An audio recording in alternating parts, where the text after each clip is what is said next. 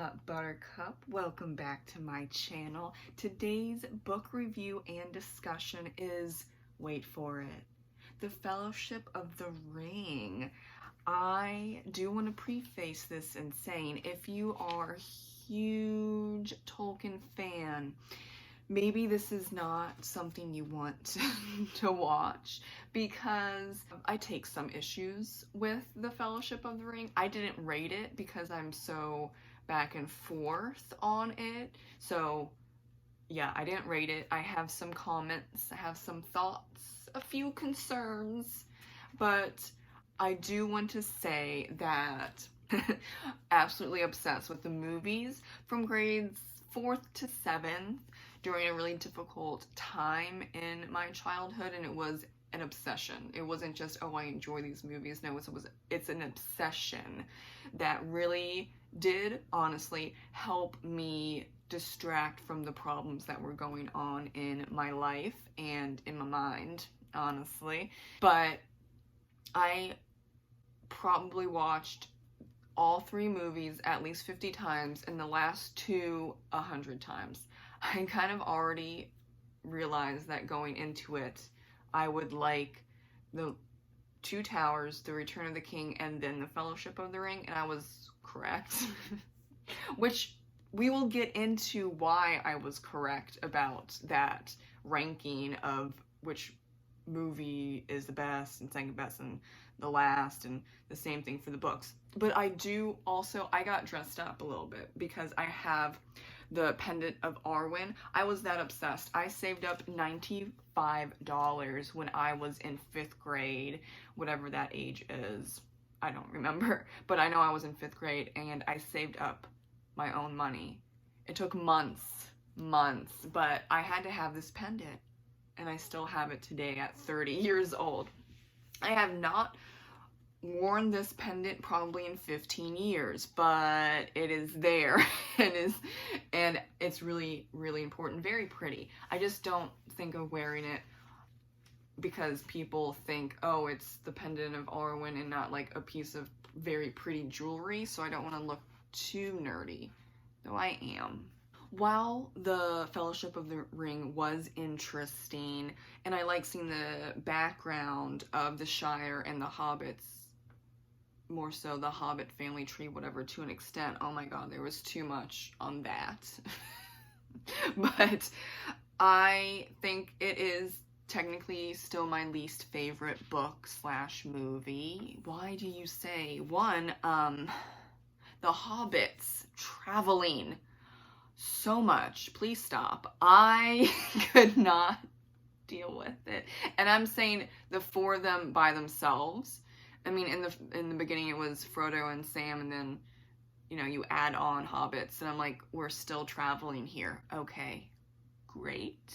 I am bored. And I know there's a lot of traveling in the other 2 books, but at least they're going somewhere. I mean, the hobbits are going somewhere, but it took too long.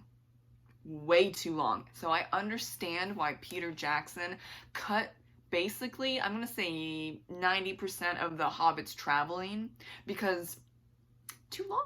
It's just too much for me, too much for others. It would be too much for the movie. The movies are already long. You don't need to add the travel and the travel of the hobbits into the Fellowship of the Ring movie.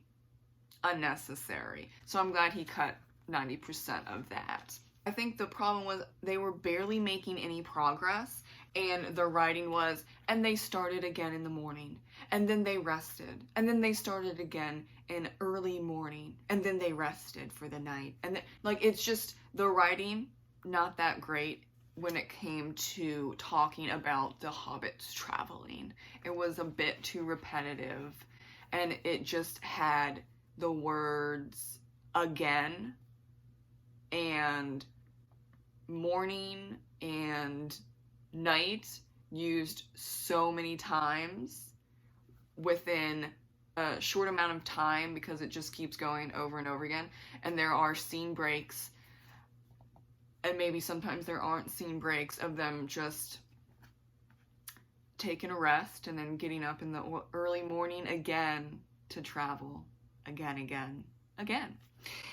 So that was actually a writing a writing choice, that's a better word, that I don't like in the Fellowship of the Ring. You can say other things than just the repetitiveness of what Tolkien chose to say in regards to them traveling a far distance constantly. Now, jumping into something a little bit random, but this is how this video is going to go because I wrote down notes as I thought them out. That's usually how that works on this channel anyway, so y'all are used to it unless you are new because Tolkien popped up. But I didn't know that years passed from when Bilbo left and then when Frodo started the journey, and I think that's nice because Frodo's life is totally ruined with the ring and that journey to Mordor, just all of that. Of course, we know this because at the end he goes to the west on a boat, never to be seen again because he's just so messed up. And I'm glad that he has a life, even though it might be, I think, less than 20 years, but at least it was something, versus in the movie, it's like right to it. You don't get a life, you don't get to enjoy your house or your garden, anything like that. We're just going straight for it.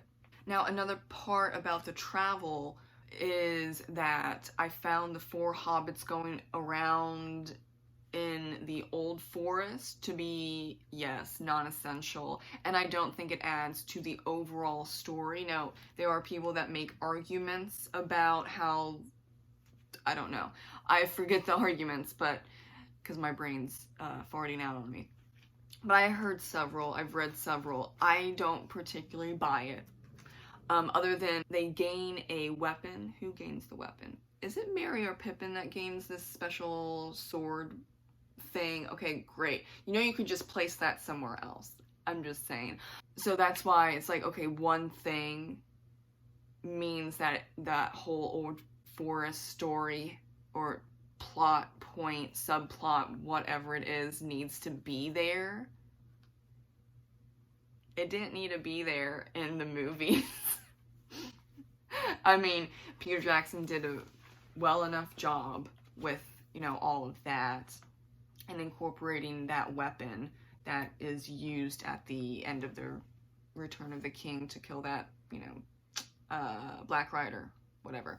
Yeah, I mean, so if you can just switch things up ever so slightly and it makes way more sense, i.e. the movies, then sorry, I don't think that the old forest and all of that was essential. Okay, also, Tom Bombadil annoyed me. Yes, he did. And his wife's name, Goldberry? You give all the other elves awesome, cool names, but then you give Tom's wife's name like a house fairy name that's just, it's part of like a weird fairy tale, like for kids, a fairy tale for kids that like she makes shoes for a shoemaker. I don't know, it just doesn't, it does not work for me. It's just a stupid name compared to all of the other elven names that you've given all the elves. What is this? She's not a house fairy. Isn't she like the lady of the river or whatever it is? Then why would you give her that name? I'm just saying, I think it's just silly to me. That also did not make complete sense. I mean, Tom has a regular name, so why would you give a silly name to his wife and the lady of the river or whatever? I forgot her official title, but I don't know. It's a little weird to me. Interesting point that I just learned because I'm reading The Two Towers right now. But Boromir. I hate that name because there's 2 R's in that name, and my speech impediment with R's that turn into W's, it's not pretty. Sean Bean's character, he doesn't die at the end of the first book, and I think that was a weird choice because then you kill off the character in the first chapter of The Two Towers. It doesn't make much sense, and I understand again why Peter Jackson put that death in the first movie and not wait until the second movie. It is a bit anticlimactic. Now, I'm not a huge fan of that character. I don't, I'm not going to die on that hill to argue if he was a good person or a bad person. That's not me. I don't care, honestly. But it was anticlimactic, for sure, in The Two Towers. I think it would have been better like the movie where he dies and, there's an acceptance and apologies and, all of that. And then you see Frodo and Sam going into their little boat and, oh, bye-bye, like it was in the movie. But no, okay, I get why there was that change. And the whole scene, at least in this copy, just a few pages. And I don't even think it was 3 pages. Let's just say 2.5, 2. That's just sad to me. Even though I'm not like a end-all be-all for that character. I think he was important. Just, I'm not like taking up arms for him.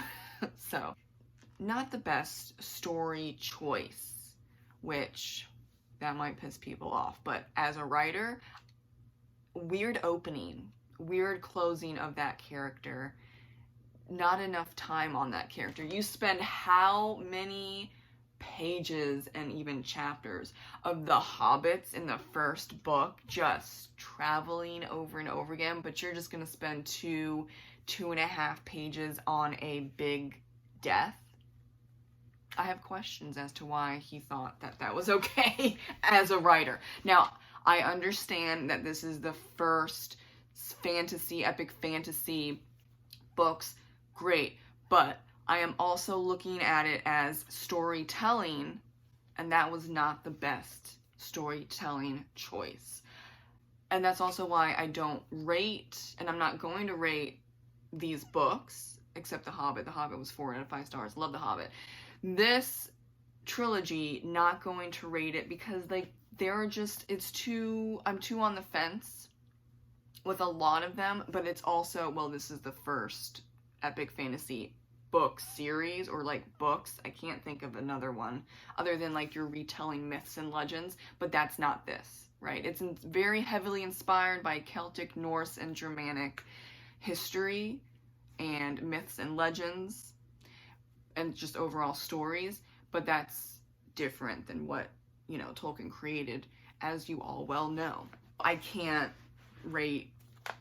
star rate these books. It's just too difficult for me, therefore I'm not going to do it. Like, I'm not wishy-washy on what it would even be, so it's too much effort trying to decide. We're fine. It's just not rated. But I liked it. Did I love it? No. Too much Hobbit traveling. But I'm glad I read it. That type of thing. My man, Legolas. Love him all the time. I want to see more.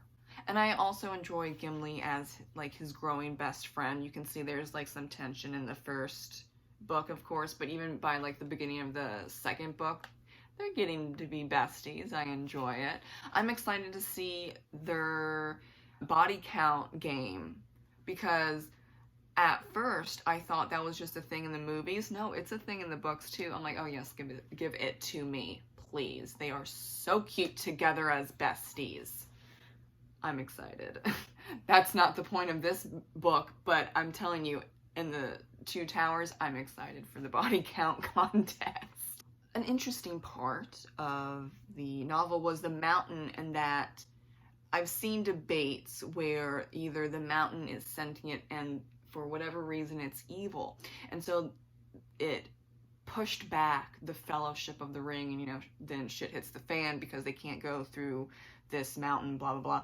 But I'm really thinking, where is really the proof of that? Because even Gandalf is like, no, it's Sauron. It's not the actual mountain.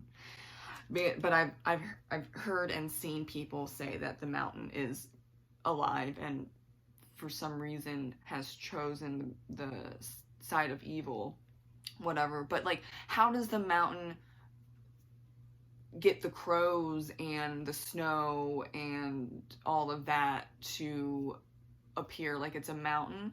It makes way more sense that Saruman decided to do, you know, magic, and get the crows to spy on them and freak them out, and then have the snow just slam into them and do, you know, other small things just for them to have to change course, and that makes more sense. So I'm gonna go with that one. Gandalf said that in the book, so I don't know why people are then going against Gandalf's word, because he's a smart cookie, okay? He's Gandalf the Grey.